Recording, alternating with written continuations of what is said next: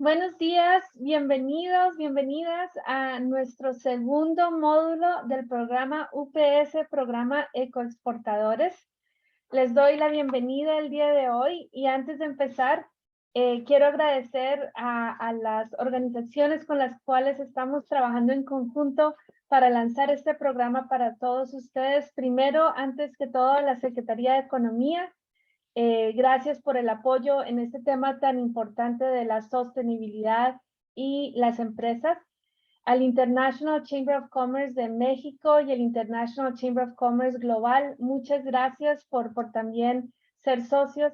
Al International Trade Center en Ginebra, muchísimas gracias también por todo el apoyo y el poder seguir trabajando en un tema tan importante como es la sostenibilidad. Y aquí es también nuestro socio que está ayudando en la parte de hacer un análisis de cómo está la situación de cada negocio en su huella de carbono. El día de hoy tenemos unos temas súper interesantes, pero antes de empezar les recuerdo cuál es el objetivo de este programa de Ecoexportadores y por qué los tenemos aquí a los que están en vivo y los que nos están viendo en línea. Uno, estamos haciendo el caso de negocios de por qué es importante ser sostenible. Y hablamos un poco la semana pasada de cómo en cierta forma están cambiando las regulaciones, donde va a haber la necesidad de tener como negocio una idea de cómo estoy yo impactando al medio ambiente y qué pasos puedo seguir. También vamos a hablar de cómo se puede incorporar la sostenibilidad dentro del proceso de exportación. Y tenemos invitados especiales como el día de hoy. Todavía pasas, Marlon, go back. Thank you. Como el día de hoy que tenemos para hablar de la economía circular, temas que son importantes para que ustedes estén al tanto. ¿Qué es lo que se está hablando en este tema? Y ahí seguimos a algo muy importante, la importancia de tener medición y certificación de cuál es el impacto ambiental. Porque si no sabemos de dónde empezamos o dónde estamos, pues nos queda muy difícil seguir adelante. Y esto es algo que lo vamos a charlar y lo vamos a ir incorporando en las presentaciones. Y finalmente, cómo se puede usar la cadena logística para aumentar la sostenibilidad. Estos son nuestros temas.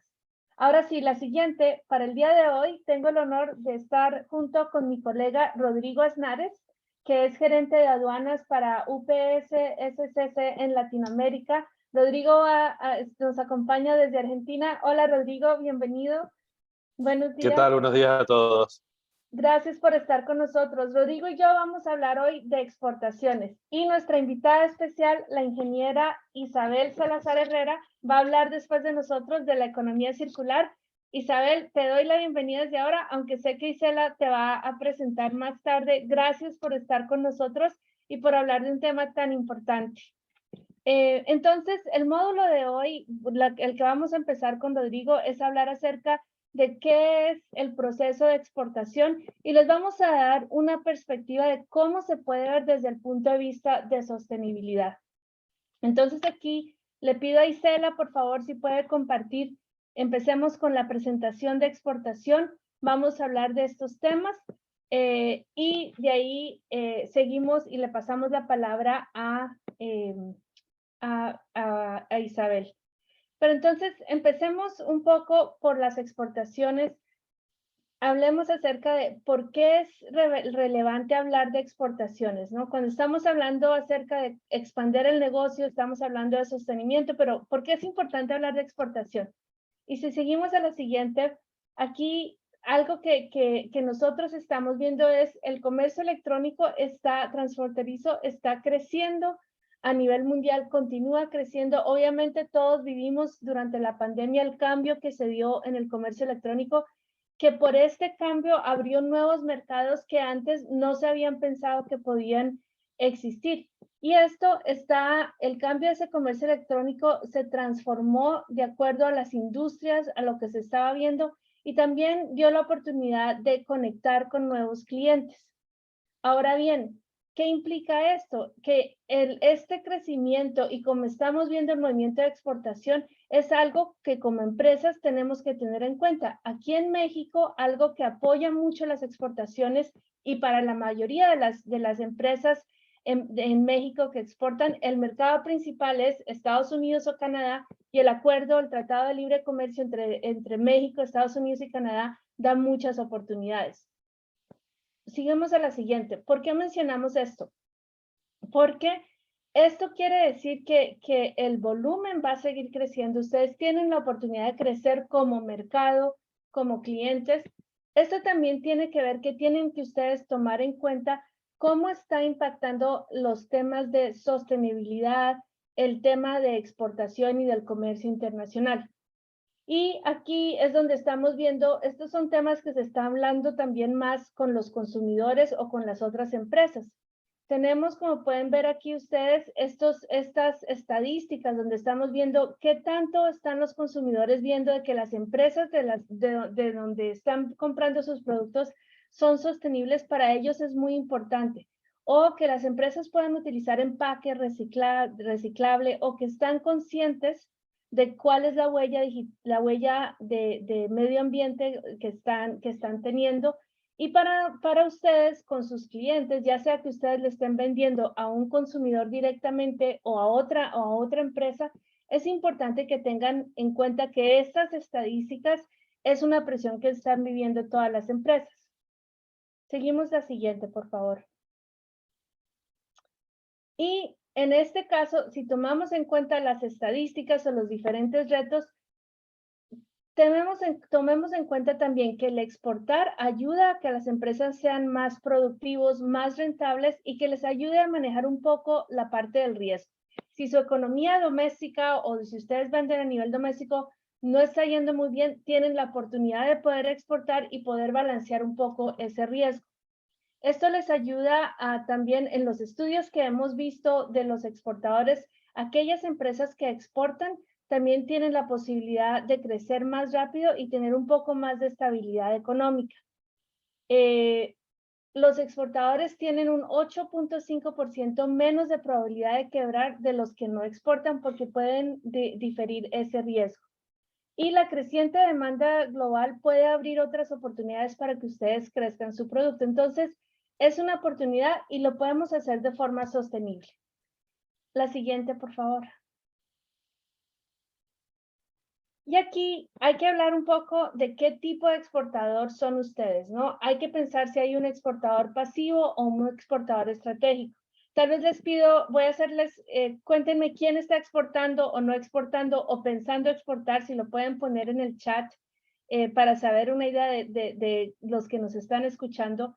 Pero si ustedes están pensando en la exportación, en el poder crecer, teniendo en cuenta el sostenimiento, aquí es importante ver estas dos figuras que estamos viendo en la pantalla.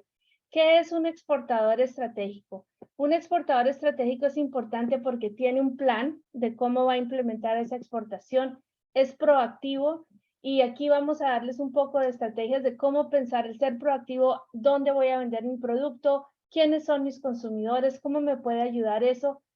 Son múltiples, puedo usar múltiples países para destino o me enfoco en uno solo, pero hay que tener una estrategia, ¿no? El porqué de esas decisiones. Y también trabajar con expertos es importante y tener una idea. En este caso, por ejemplo, si ustedes tienen un producto verde que están exportando, ¿qué países tienen mayor demanda por ese tipo de productos? O si es un país, si es lo que a ustedes les preocupa es esa cadena logística de sostenimiento, ¿con qué empresas puedo trabajar para tener un movimiento sostenible de mi producto? La siguiente, por favor. Y a medida que estamos viendo aquí cómo funciona la exportación, siguiente, por favor. Y cuáles son esos pasos que hay que seguir, pues es algo muy lógico, ¿no? Suena lógico crear un envío, ustedes venden la mercancía, crean un envío, van a mandar la mercancía y se maneja el despacho y entrega. Rodrigo los va a llevar por ese tema, seguimos a la siguiente, pero tienen que ir entendiendo paso a paso. ¿Y cuáles son esos pasos básicos de la exportación? Porque el exportar y el entender todas las implicaciones necesita tener un conocimiento de los documentos que se necesitan, de la velocidad en la que queremos llevar el producto, cuáles son los procesos aduaneros que tienen que pasar y cómo se va a llegar hasta mi cliente final, que es el que me compró los productos. La siguiente.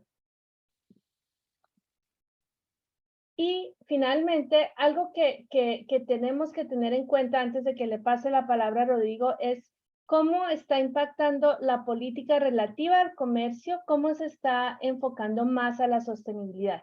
Y así, aunque ustedes están pensando en el proceso de exportación, tengan claro también que los acuerdos comerciales están ya incluyendo más temas de conversación acerca de la sostenibilidad, de cómo implica el movimiento de ese bien, ya sean impactos de impuestos o impactos de movimiento o impactos de expectativas que se necesita de un producto para entrar a cierto país.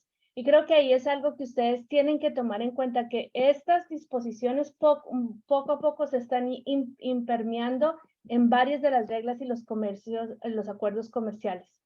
Ro, y es algo muy interesante, ¿no? Aquí te paso la palabra porque aquí estamos viendo cómo impacta esto también el proceso, ¿no? Mecánico de exportar.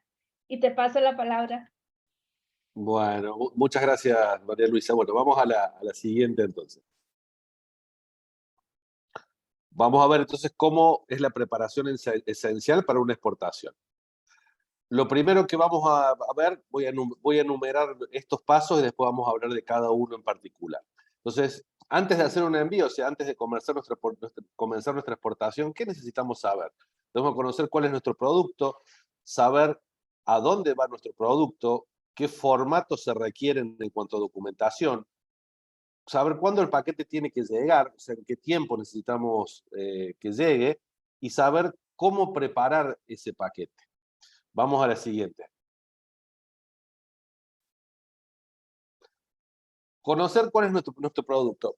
A lo mejor esto puede sonar muy básico, pero es realmente esencial saber qué es lo que vamos a mover, y no es que nosotros no sepamos qué vamos a mover, pero saber cuáles son las características de la mercadería que vamos a mover en cuanto a cómo va a repercutir, cómo van a repercutir las características de la mercadería en lo que se llama la clasificación arancelaria o el código arancelario o el HTS, que no es otra cosa que la identificación que se usa a nivel internacional para definir cuál es un producto.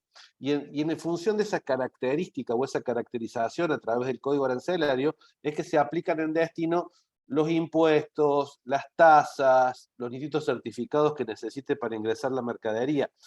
Muchas veces no es lo mismo y no está clasificado de la misma forma un zapato de tenis de mujer que de varón. Tienen distintas posiciones arancelarias.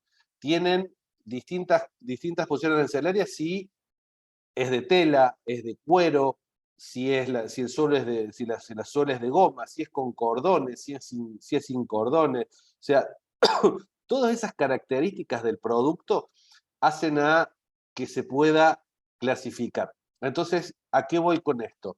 Cuando ustedes hacen la declaración de aduanas, que lo vamos a ver un poquito más adelante seguramente en la factura, todas estas características tienen que estar puestas para que quien recibe el producto en destino pueda hacer la clasificación arancelaria correcta, y en función de esa clasificación arancelaria correcta que se paguen los impuestos y se usen los certificados correctos.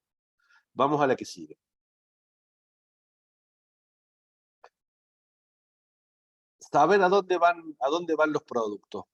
¿Por qué tenemos que saber a dónde van los productos también? Perdón, acá estamos en el código arancelario, les explico un poco más el código arancelario. Hay códigos arancelarios específicos, vamos a hablar un poquito más de esto. Hay códigos arancelarios específicos para las mercaderías que son, como dice aquí, respetuosas con el medio ambiente. O sea, ¿y por qué es importante eso? Porque en general, cuando uno clasifica una mercadería con códigos arancelarios que están dispuestos para productos que son buenos con el medio ambiente o que son ecológicos, digamos, esas mercaderías suelen ser favorecidas a nivel impositivo. O sea, si por ejemplo la tasa arancelaria de un país en general es del 35%, muchas veces a estos tipos paneles solares o este tipo de mercaderías la tasa de importación se baja al 0%. ¿Por qué? Porque los países están buscando cada vez más que se usen tecnologías que sean amigables con el medio ambiente y que reduzcan la emisión de carbono y todo lo demás. Entonces, por eso es que la clasificación específica en productos que son, como les decía, buenos con el medio ambiente, que son favorables al medio ambiente, es necesario dar bien las características para que se clasifique correctamente. La que sigue.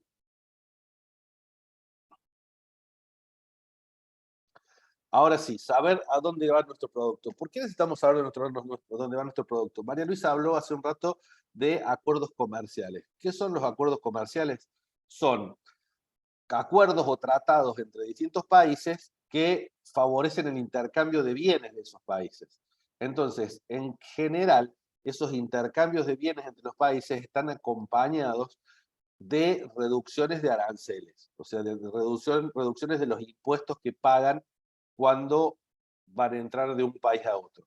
Por eso es importante, si ustedes están en México, saber cuáles son los acuerdos comerciales que tienen con México. Sabemos del acuerdo comercial entre México, Canadá y Estados Unidos, lo cual es muy importante y les da preferencias arancelarias en el ingreso. Entonces, es muy importante saber cuál es el destino de nuestra mercadería para ver si el valor que nosotros estamos declarando en la mercadería, al no necesitar impuestos en el país de destino, lo vuelve más competitivo y es conveniente para nosotros vender ese país porque nuestro precio va a ser algo que va a estar favorecido por esta reducción de arancel. Nuestro precio final, que está compuesto de el valor del producto, el valor del flete y el valor de impuestos a pagar en destino. La que sigue.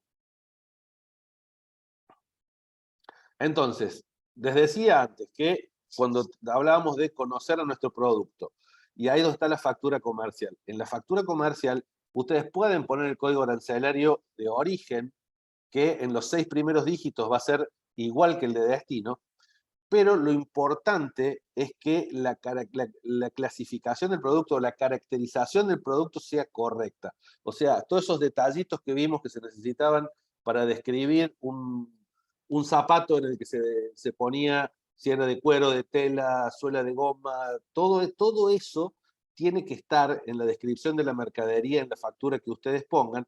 ¿Para qué? Para que después, cuando la persona que clasifique esa mercadería en el país de ingreso pueda aplicar el código arancelario correspondiente. Porque si la información no es correcta, es muy probable que les frenen el envío y les pidan más información para poder hacer la clasificación, porque aduana puede multar.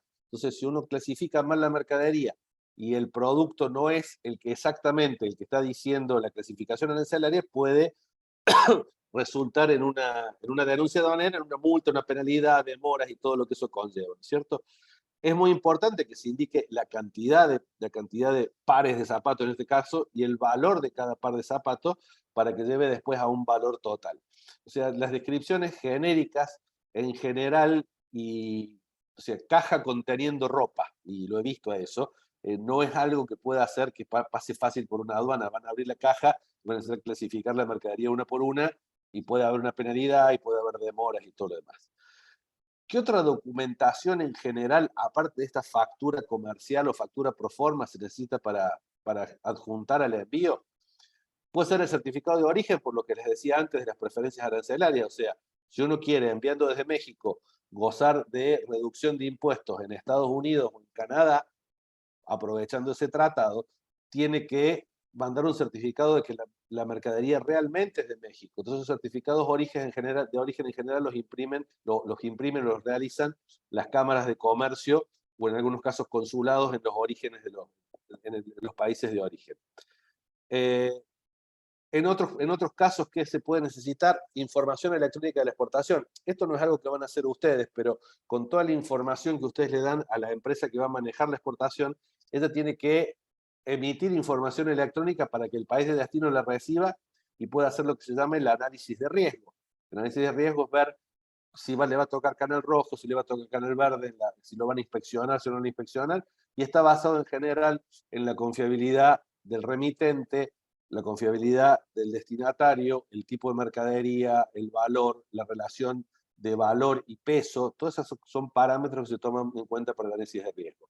Y en algunos países se requiere una licencia de exportación. No toda la mercadería puede ser exportada así sin ningún tipo de control. En la pandemia, por ejemplo, cuando estábamos más dentro de la pandemia, había muchos países que habían restringido la exportación desde sus países de lo que eran las mascarillas profesionales, digamos, las de uso médico, estaban restringidas la exportación de las mascarillas, el alcohol en gel, los guantes, todo ese tipo de cosas durante los primeros, no sé, 5 o 6 meses de pandemia, que estaba todo muy confuso todavía y todo muy complicado.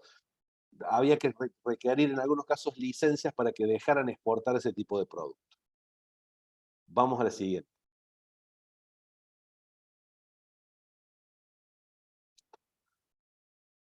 Certificados.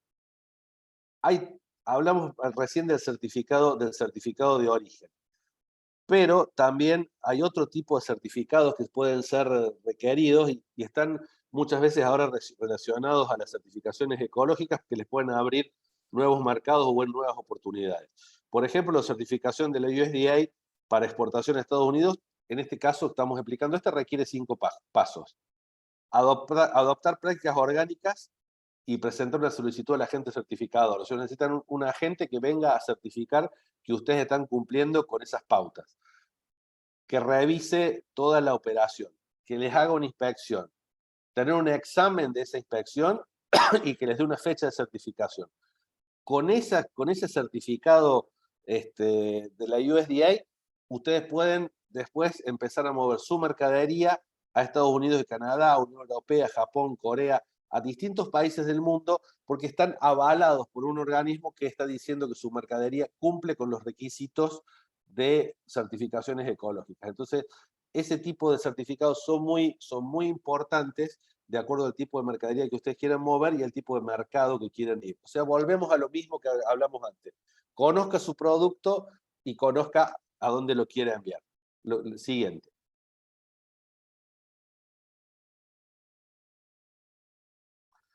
Ok. Saber cuándo tiene que llegar el paquete. Esto básicamente de acuerdo al tipo de mercadería que vamos a mover y de acuerdo a las necesidades del cliente que tenemos.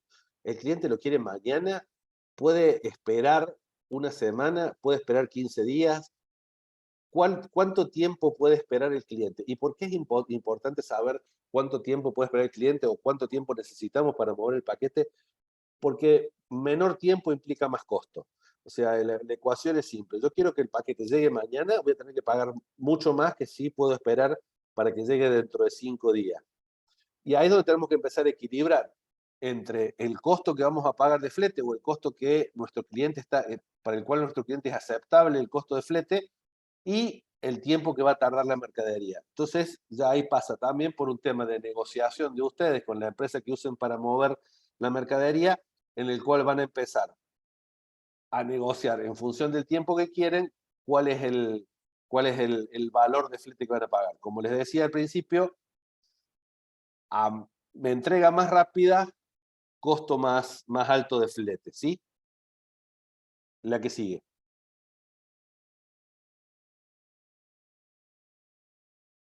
Ok, y el tema de cómo preparar sus paquetes, o sea, básicamente cuál es el embalaje que van a usar para cada uno de los paquetes, depende mucho de qué movimiento van a hacer, de qué medio de transporte van a usar, pero en general ustedes tienen que pensar que el paquete tiene que estar embalado de forma tal que pueda abrirse y cerrarse sin perder la capacidad de contención de lo que tiene adentro. ¿Por qué les digo esto? Porque como el paquete por lo menos va a pasar por 2 aduanas, la aduana de exportación y la aduana de importación. Y en ambas aduanas tienen el derecho de inspeccionar la mercadería. Para inspeccionar físicamente la mercadería pueden llegar a abrir el paquete. Al abrir el paquete, si ustedes hicieron un embalaje tal que lo abren y cuando lo vuelven a cerrar es muy difícil que siga conteniendo o siga protegiendo la mercadería, bueno, ahí corren el riesgo de que ese producto llegue dañado. Aparte, ustedes tienen que pensar que el paquete se va a mover por distintas cintas de transporte, se va a subir, se va a bajar, se va a estivar. Entonces, la protección tiene que ser adecuada para el tipo de mercadería que estamos viendo. Por supuesto, no es lo mismo mover una artesanía, no es lo mismo mover algo de vidrio o algo de madera, una botella de vino o una botella de tequila más más adaptado a lo que es México que mover papeles o mover cosas de cartón o mover tornillos o piezas de hierro. Entonces, siempre el embalaje tiene que estar de acuerdo a eso. Otra cosa que tiene que tener en cuenta en el embalaje es, no sirve hacer un embalaje que esté bien protegido, pero que sea la caja demasiado grande para lo que estamos moviendo. ¿Por qué? Porque hay otro secreto para bajar costos. En general, las empresas de transporte internacional cobran lo que se llama el peso volumétrico. El peso volumétrico está dado por el largo, por alto, por ancho de la mercadería, dividido 5.000. Eso da un número. Si ese número es mayor que el peso real en kilos de la mercadería, les van a cobrar ese peso, ese número que dio. Entonces, ustedes tienen que ajustar el tamaño del paquete a que proteja, pero que no sea grande en exceso para la mercadería que están moviendo. Es muy importante también en general ponerle al paquete etiquetas que digan el destinatario, que digan el remitente, que tengan el número de rastreo. La mayoría de las empresas proveen etiquetas autoadhesivas que el número de rastreo y todos los datos. Pero ¿por qué es importante eso? Porque si el paquete, y si quieren también escribir el número de rastreo a mano, también sirve. ¿Por qué? Pues si la etiqueta se rompió, se salió, se despegó, pase lo que pase, si hay una identificación en la caja con la cual se la pueda rastrear, va a ser más fácil que la encuentren ante una pérdida de etiqueta. ¿Sí? Y como les dije antes, hay documentación aduanera que se puede mandar en formato electrónico, que es lo que va a hacer que desde el negocio en origen la información llegue tal cual es a la aduana. Si ustedes tienen la posibilidad de generar la información del envío en un sistema propio, un sistema que les provea la empresa de transporte, y ese sistema se genera archivos electrónicos, ustedes están asegurando que lo que ustedes pusieron sea exactamente lo mismo que va a ver la aduana y lo que va a ver el cliente. Si por el contrario es todo manual, dependen de la captura de datos de la empresa que está haciendo el movimiento, y ante un error va a ser distinto a lo que ustedes pusieron. Otra cosa a considerar es el tema del seguro. El seguro es básicamente como el costo que ustedes pagan por tener asegurada la reposición de la mercadería en caso de que se extravíe. Eso es igual que cualquier otro seguro, y tienen que discutirlo con la empresa que les está haciendo el movimiento. Generalmente hay seguros en todas las empresas, hasta ciertos valores de mercadería el seguro va incluido, y después de ciertos valores se cobra un pequeño fee por cada $100, cada $200 de valor declarado. El que sigue.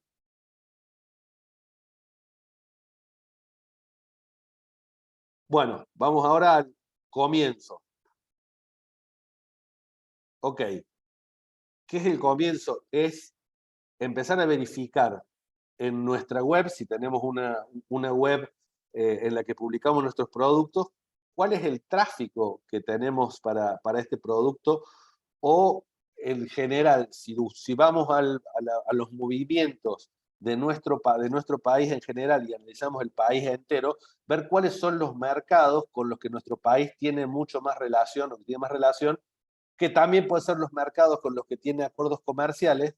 Entonces eso nos da un panorama de a qué países nos conviene más tratar de empezar a exportar. El que sigue.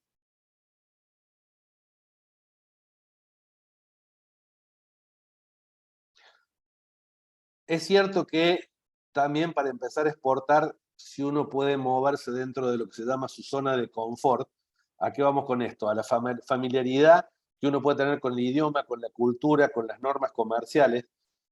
Les va a ser más fácil exportar seguramente a un Estados Unidos, que lo tienen cerca, y que es muy conocido para México, a Latinoamérica, en cual las normas y las regulaciones son muy parecidas, en que en la relación no van a tener una barrera de idioma que sí tendrían con Estados Unidos, no la tendrían con países de Latinoamérica que hablan también castellano. Entonces, es empezar a buscar a dónde tenemos más potencial de exportar, a dónde nos sentimos más cómodos exportando, a dónde podemos tener una mejor relación con los clientes en función de la cultura que tenemos, las normas comerciales, el idioma. todo eso que hace al relacionamiento de las personas, porque en definitiva lo que estamos haciendo son movimientos de comercio internacional, pero negociamos con personas. Entonces, mientras más afinidad podamos tener con las personas que negociemos, es mejor que o más fácil que tengamos probabilidades de éxito. La que sigue. Ok, ¿cuáles son las cosas que se están teniendo más en cuenta en la certificación, en los movimientos internacionales, o qué es lo que los clientes están teniendo más en cuenta al momento de hacer una compra internacional? ¿Sí? Las primeras dos, la seguridad en el pago, o sea, ustedes cuando tienen la página de internet tienen que darle la mayor cantidad de opciones posibles y seguras de pago al cliente: depósito, tarjeta de crédito, todo lo que sea PayPal, cualquier tipo de estas transacciones, de estas empresas de transacción internacional que ustedes puedan incorporar a su página y desde ahí el cliente puede hacer un pago seguro, los va a favorecer en que el cliente no solo entre a su página, sino que complete la venta. Y después, la forma de vender. ¿Qué es la forma de vender? En general, que el costo total del pedido se pueda ver lo que el cliente va a pagar finalmente. Porque si usted dice, bueno, ¿sabes qué?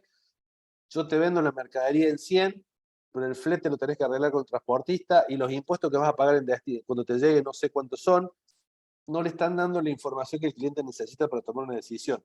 Si ustedes en su página de venta de internet le pueden colgar al cliente el valor de la mercadería, el valor del flete que va a pagar, que ustedes lo pueden saber porque lo pueden tener prenegociado con la empresa de transporte y aparte ustedes saben el peso, las características de la caja, todo lo demás, entonces se lo pueden cotizar.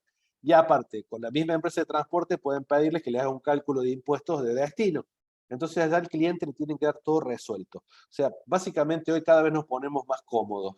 Y el ponernos más cómodos significa que queremos todo más masticado, como decimos nosotros, más resuelto. Bueno, el tema de que el precio final que vamos a pagar y esté todo resuelto en ese punto es algo que nos ayuda a la venta. Después siguen otros, la política clara de retorno. O sea, el cliente quiere saber, me mandaste la mercadería, no me gustó, ¿qué hago? Estoy en otro país, vos la vas a poder, te la voy a poder mandar de vuelta, no te la voy a poder mandar de vuelta, te haces cargo. Entonces tiene que estar predefinido. ¿Sí? En general los precios pueden mostrarlos en moneda local o en dólares.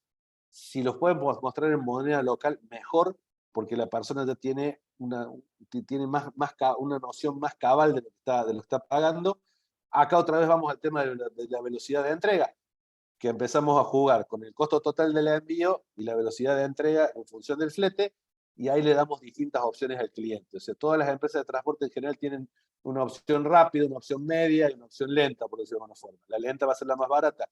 Le damos a elegir al cliente y en función de eso compone su costo total. Y lo que decíamos de la facilidad de los retornos. La que sigue.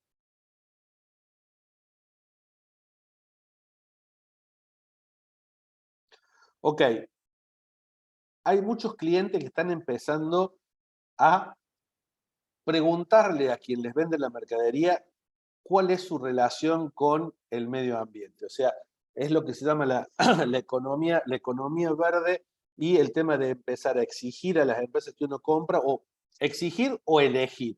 O sea, yo como consumidor exijo que la empresa a la que le quiero comprar tenga directamente una relación amigable con el medio ambiente. Entonces voy y elijo empresas que lo tengan. Entonces, lo que busca esto es que, o lo que busca uno como consumidor, es que las empresas cada vez tomen más conciencia de la necesidad de cuidar el medio ambiente, y estamos viendo que los consumidores están atrás de eso. Entonces, están muchas veces dispuestos a pagar más para una empresa que tenga, tenga una relación amigable con el medio ambiente. Es decir, fíjense en el segundo cuadro, en Estados Unidos ya hay un 65% que probablemente y definitivamente están dispuestos a pagar más por una empresa que sea amigable con el medio ambiente o por el tema de neutralización de carbono. ¿Sí? Entonces, eso tenemos que tenerlo en cuenta a la hora de plantarnos en el mercado y empezar a vender. ¿Cuál es habíamos hablado de certificaciones ecológicas. Bueno, a ver qué otras cosas, qué otras herramientas podemos incorporar para demostrar que somos una empresa que está preocupada por el medio ambiente. La que sigue. Bueno, finalmente, destacar el éxito. Acá, ¿de qué vamos a hablar? Vamos a hablar de Buff Bunny Collection. Es una empresa de éxito que fue creada por Heidi Sommer en 2016 y la idea era llevar a todas las mujeres ropa de todas las tallas que fuera funcional, trajes de baño y que aparte fueran amigables con el medio ambiente. La verdad tuvieron muchísimo éxito con el primer lanzamiento, captaron el interés de clientes internacionales. Hoy, además, la marca está asociada a prácticas laborales de comercio justo. ¿Qué quiere decir eso? Que los salarios que se pagan en los países donde se fabrica la mercadería son justos y no hay explotación laboral. ¿Sí? Aparte de que se usa material reciclado en la confección de las prendas y en los mismos embalajes. ¿Sí? ¿Qué los hace sostenibles? Si bien los fabricantes están ubicados en diferentes partes del mundo, ¿sí? Se trata, como les decía, de comercio justo. O sea, como veíamos con los certificados ambientales, hay terceros que certifican que los trabajadores de la empresa que la empresa está contratando son tratados y pagados de manera justa, que trabajan en condiciones de trabajo seguras y saludables, y algo muy importante, cero trabajo infantil. Entonces tenemos un tercero que certifica que esta empresa está cumpliendo con todas esas normas. Todos los empaques, como decía, son 100% reciclables y algunas piezas también tienen componentes hechos con materiales reciclados. Y se enfocan en crear prendas de calidad y duraderas, resistentes al tiempo, y esa resistencia al tiempo hace que se evite el desperdicio. ¿Ok? Y finalmente, acá, por lo que aparentemente tenemos acá, hay un 10% de descuento en un pedido de Buff Bunny Collection. Se utiliza el código WELCOME. Me lo sacaste muy rápido. WELCOME 10. ¿Ok? Vamos al siguiente. Bueno, entonces, para resumir un poco todo lo que hemos hablado. Y esto es algo que suena redundante, yo sé que nos ponemos pesados. Conozca a fondo su producto. Conocer el producto es la base de a dónde lo vamos a vender, cómo lo vamos a vender, qué necesitamos para que llegue bien, qué necesitamos para que la exportación sea un éxito. Utilizar todas las herramientas para encontrar sus países de destino, sus primeros países de destino. O sea, ahí vimos el tema de la afinidad con el país, el tema de los tratados de libre comercio que tengamos con los distintos países para que sean países objetivos. Investigar los requisitos de los países, eso es para que nuestra exportación no fracase. O sea, ¿a qué voy con eso? Si ustedes mandan mercadería a un país sin saber lo que se requiere en ese país para que la mercadería pueda ser importada, y lo más probable es que quede en aduana, el envío fracase, la venta fracase y estén cerrándose un mercado. O sea, es muy importante la interrelación de estas tres recomendaciones que le damos. El conozca a fondo sus productos, proyecte bien a qué países, investigue bien los requisitos de los países. O sea, yo siempre digo que uno no es exportador hasta que le compran por segunda vez, porque quiere decir que la primera exportación fue exitosa. Entonces, tenemos que pensar en la exportación no como algo para salir de la coyuntura, sino como algo que se repite en el tiempo, que es una práctica para la que estamos preparados y una práctica que nos lleva a, como decía María Luisa en unos primeros slides, a tener una mayor base de sustentabilidad de nuestra empresa. Porque ya no dependemos solo del mercado local, sino dependemos de muchos mercados en el mundo que nos pueden hacer crecer y que pueden ser menos lábiles que el mercado en el que estamos moviendo y tener menos variación. Si tenemos una variación en el mercado local en el que estamos, a lo mejor poder compensarla con los mercados de exportación. Bueno, creo que con esto terminamos la presentación, así que muchísimas gracias a todos. Les deseo el mayor de los éxitos en su viaje como exportadores y estamos para ayudarlos en lo que necesiten.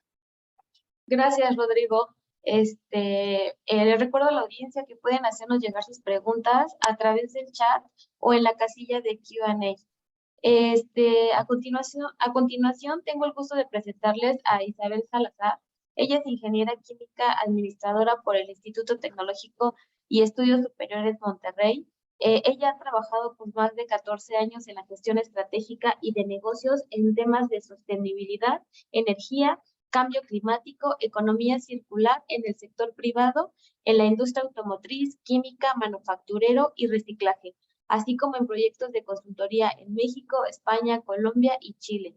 Además, ha desarrollado proyectos de economía circular en el sector cementero, plásticos, empaques y actualmente es parte del equipo que desarrolla la Estrategia Nacional de Economía Circular en Costa Rica. Isabel, bienvenida. Muchas gracias por tu participación. Muchísimas gracias, Isela, por la presentación. Buen día a todos y todas que nos acompañan el día de hoy. Muy contenta de estar con ustedes aquí. Y bueno, yo voy a conectar un poco lo que comentó María Luisa y lo que estuvo comentando Rodrigo del tema de sostenibilidad, o sea, cómo la economía circular es una herramienta y es un modelo económico que nos va ayudando a hacer esta transición en nuestro modelo de, ya sea de manufactura de producto o del servicio que estamos ofreciendo, para hacerlo mucho más sostenible y que pueda ayudar pues, a lograr estas certificaciones que muchas veces piden para ciertos productos para poderlos exportar a otros mercados. Entonces yo voy a compartirles mi presentación. Denme un segundo. Solo si me pueden confirmar que ya se ve. Sí, ya la vemos bien. Perfecto, muy bien, muchas gracias. Bueno, lo que yo voy a platicarles en estos minutos es contarles un poco qué es la economía circular, cuáles son las tendencias en Latinoamérica, cómo se ve esto para una implementación en pymes. Y bueno, les van a compartir esta presentación, les dejamos datos, yo formo parte de Punto Circular, para que conozcan también los servicios que tenemos de consultoría y lo que hacemos dentro de Punto Circular. Bueno, y para iniciar, ¿qué es la economía circular? Bueno, antes de entrar al tema, creo que hay que entender primero qué es la economía lineal, que es el modelo actual con el que la mayoría de los sectores producen los productos y los servicios. Una economía lineal, bueno, como lo vemos en esta imagen, literal es, pues bueno, linealmente cada una de las etapas de la vida de un producto, de un servicio, desde que se diseña ese servicio, ese producto, se extrae la materia prima y bueno, sigue su proceso hasta llegar al punto de uso-consumo y lo que pasa después de cuando se desecha, ¿no? Como pueden ver, la economía lineal es extraer, producir, comprar, usar y desechar. No hay ninguna conexión entre estos eslabones de la cadena de valor para poder o reducir consumos de materiales o poder recuperar o revalorizar materiales que se van generando, que se conocen como residuos, que se van generando en cada uno de estos eslabones, ¿no? Entonces, el modelo de economía lineal es ¿no? ¿Y cuál es el problema de tener un modelo de economía lineal? Nosotros vemos como tres grandes temas al tener una pérdida de valor, ya que en un modelo lineal los materiales o los productos, los componentes, no se recuperan y no se mantienen el mayor tiempo posible dentro de la economía, ¿no? Lo que busca la economía lineal es que los materiales, los componentes, los productos se mantengan el mayor tiempo posible en uso para reducir la extracción de nueva materia prima. Entonces, uno de los principales problemas que crea este modelo lineal, bueno, es la escasez de recursos. Ya lo estamos viendo en ciertos materiales, en el agua aquí en México, lo podemos ver en el norte del país. Hay todo un tema, por decir, con Nuevo León ahorita, donde no hay agua, donde ya hay una escasez y no solamente afecta al sector de la población, sino también a la industria, ¿no? Hay otro de los riesgos o de los problemas es el riesgo y la incertidumbre del suministro de materias primas en el futuro, la interrupción de las cadenas de suministro, la volatilidad de ciertos precios de ciertos componentes o de ciertos materiales. Y bueno, que también el desarrollo socioeconómico de las ciudades grandes, que bueno, para los próximos años va a ir aumentando la cantidad de personas que van a vivir en las ciudades y donde este modelo lineal no va a poder pues dar esos servicios que se requieren para poder desarrollar las ciudades, ¿no? Todos los servicios y los materiales que se van a tener que consumir o usar para poder tener ese desarrollo socioeconómico, pues ya no es factible utilizando un modelo lineal de producción. Entonces, como esta herramienta o esta solución de qué podemos hacer es lo que presenta el modelo económico de economía circular. Este modelo se basa en 3 principios, que es eliminar los residuos y la contaminación desde el diseño. Desde el diseño de nuestros productos y servicios tenemos que empezar a cambiar este chip de cómo podemos reducir materiales, componentes, material de empaque, cómo podemos diseñar ese producto para que genere la menor cantidad de residuos en su vida útil o que se pueda reintroducir, ya sea en la misma cadena de valor o en otra cadena de valor. O sea, todo eso lo tenemos que pensar desde el diseño. El segundo principio es mantener los productos y materiales en uso, que ya lo comenté, que es lo que busca, mantener el mayor tiempo posible los materiales y los productos en la economía y regenerar sistemas naturales, ¿no? Este modelo no está enfocado solamente como en el ciclo técnico, que se le conoce mucho como a estos procesos industriales de manufactura, sino también en procesos biológicos, por decir todo lo que son los sistemas de agricultura, de alimentos, cómo se pueden ir reincorporando los materiales que se van desechando de estas cadenas de valor de nuevo a los sistemas naturales. El modelo se basa también en criterios de circularidad, que son como 6 grandes criterios que estos hay que tomarlos en cuenta cuando se diseña el producto o el servicio, que es durabilidad, reparabilidad, actualización, desensamble, fácil mantenimiento y recuperación, ¿no? Hay muchos productos ahorita que ya desde el diseño están diseñados en la obsolescencia, ¿no? Hay muchos, por decir, los celulares que no se pueden actualizar por el tipo de modelo que tienes y pues tienes que comprar un nuevo celular para poder actualizar tu sistema operativo. Hay muchos productos que por cómo están ensamblados no se pueden separar ciertos componentes y no se puede reparar. Entonces, todos estos criterios de circularidad los tenemos que tomar en cuenta cuando diseñamos estos productos para poder mantener estos productos y materiales en uso dentro de la economía.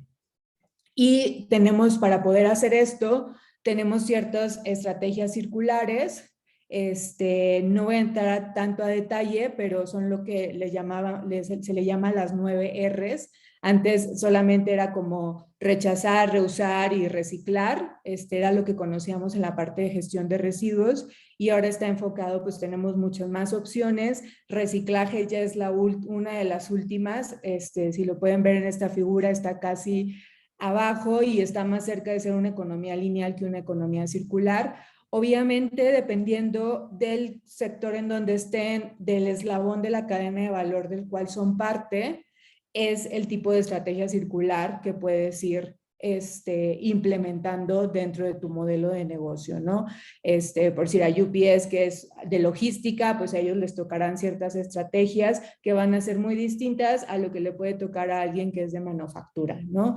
Entonces, aquí es ir identificando cuáles estrategias se pueden implementar en base al modelo de negocio y el sector al que pertenecemos.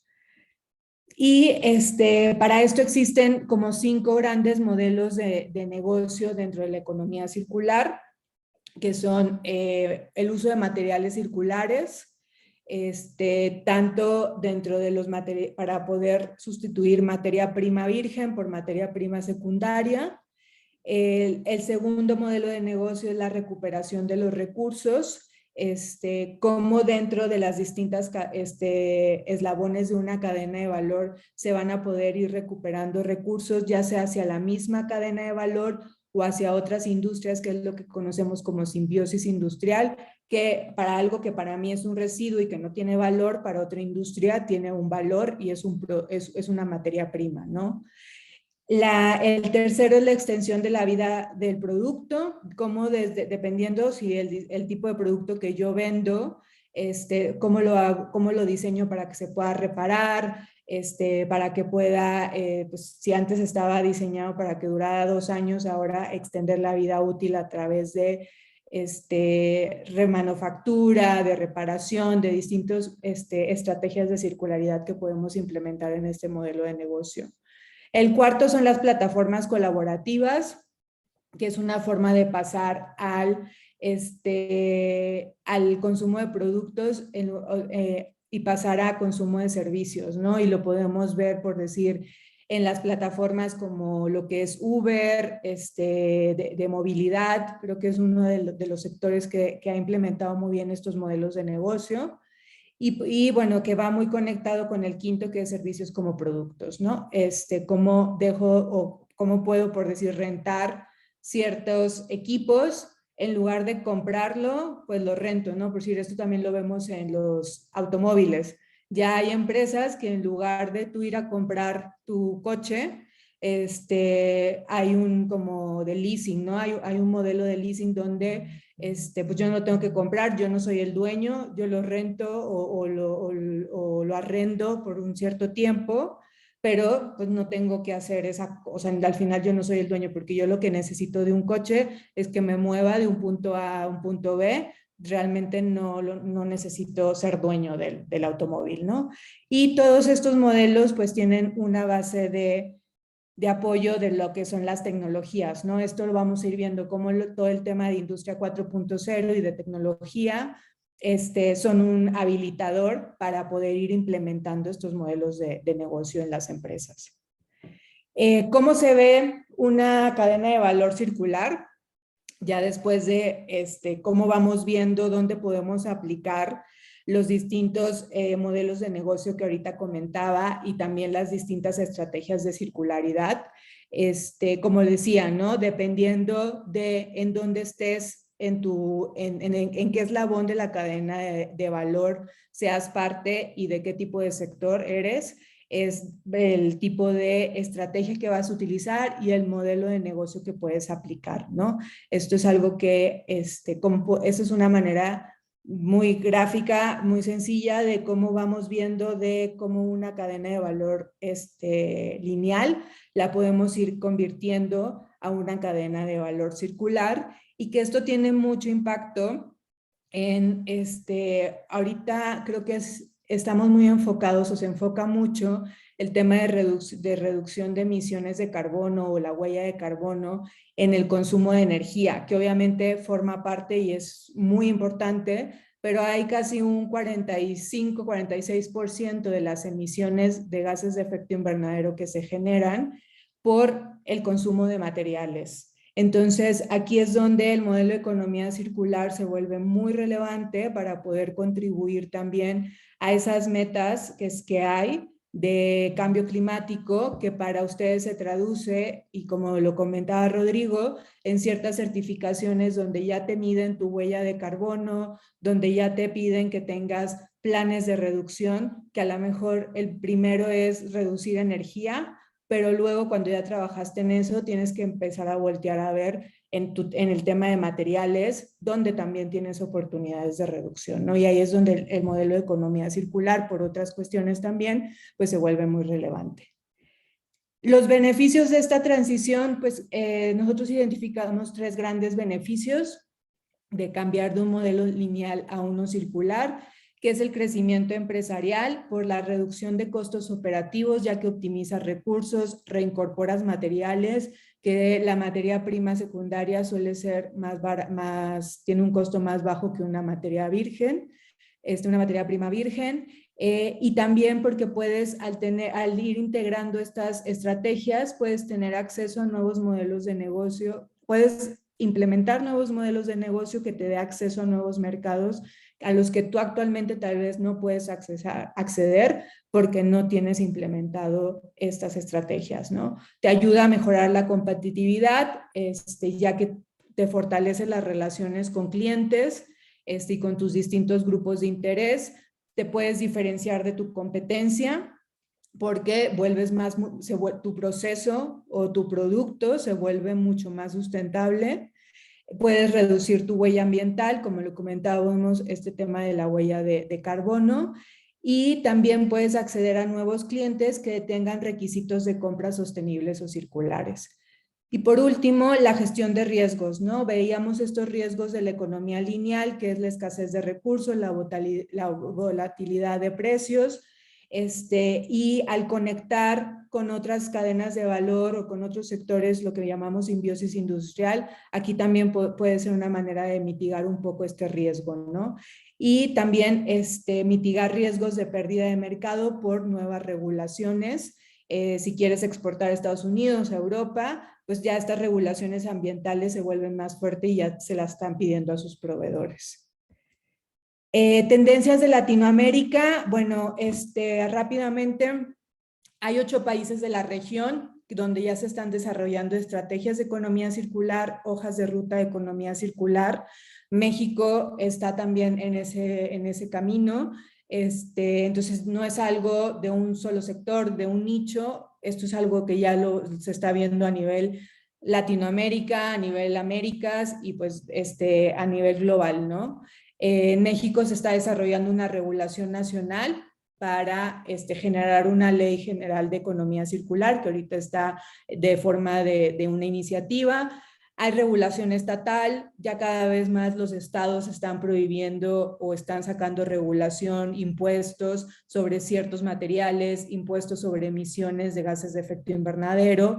Entonces, esto ya se está viendo. Hay ciertos estados que están empezando, pero bueno, como pasa en México, pues es un efecto dominó. Empiezan los estados más fuertes y se va permeando al resto de los estados. Hay iniciativas globales dentro de las cuales tanto gobiernos locales como empresas que están en el territorio mexicano son parte de estas iniciativas y que ellos tienen que ir integrando e ir cambiando pues sus modelos de negocio. Tal vez ustedes pueden decir, bueno, esto les aplica más a empresas grandes, sí, pero las pymes forman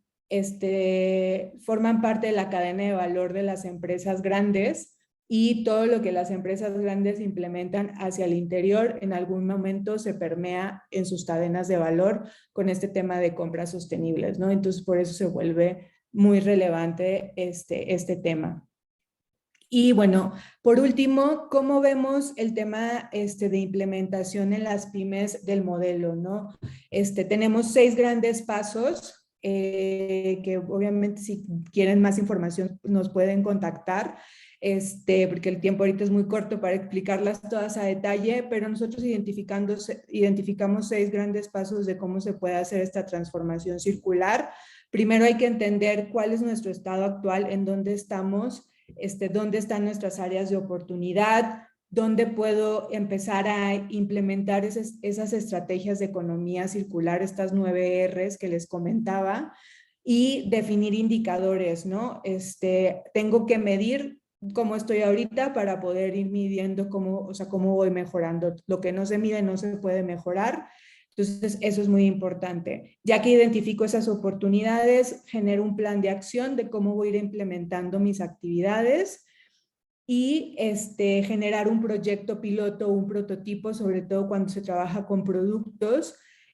Primero, antes de escalar, pues se hace un piloto, un prototipo, ver cómo funciona, ver cómo el cliente lo acepta, para luego, ahora sí, hacer mi planeación y lanzamiento, pues ya a una escala mayor de ese prototipo que hice, ¿no?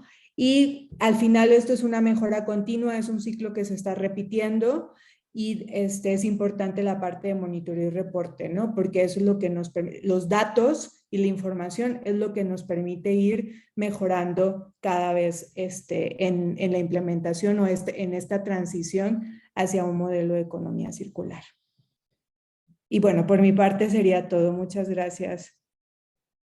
Gracias, Isabel.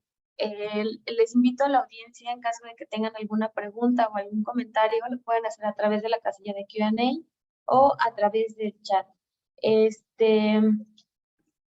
Solamente quiero mencionarles también para la siguiente sesión y los beneficios que tienen todos los participantes de estas capacitaciones de sostenibilidad. Tienen acceso a descuentos, a diferentes capacitaciones de asesoramiento. Aquí les dejo el código QR y la página donde pueden obtener mayor información, así como la obtención de descuentos en caso que así lo requieran para hacer sus envíos nacionales o internacionales. Y los invitamos a la siguiente semana. Tenemos el módulo 3, el día 11 de agosto a las 10 de la mañana. El link les va a llegar también a través de Zoom. Y en la siguiente plática hablaremos acerca de una certificación que dará ICC a las diferentes empresas que cumplan con los criterios para ser una empresa sostenible. Hablarán de cuáles son las ventajas competitivas, cómo pueden medir las emisiones de carbono, cuál es la gestión del riesgo, acceso al capital y mucho más. Los esperamos la siguiente semana y pues no veo ninguna pregunta. Por mi parte también sería todo y pues muchísimas gracias a Rodrigo, Isabel por su participación y por las excelentes presentaciones. Se las haremos llegar a los participantes y pues nos vemos la siguiente semana. Perfecto, muchas gracias. Hasta Muchas luego. gracias. Hasta Hasta luego. luego.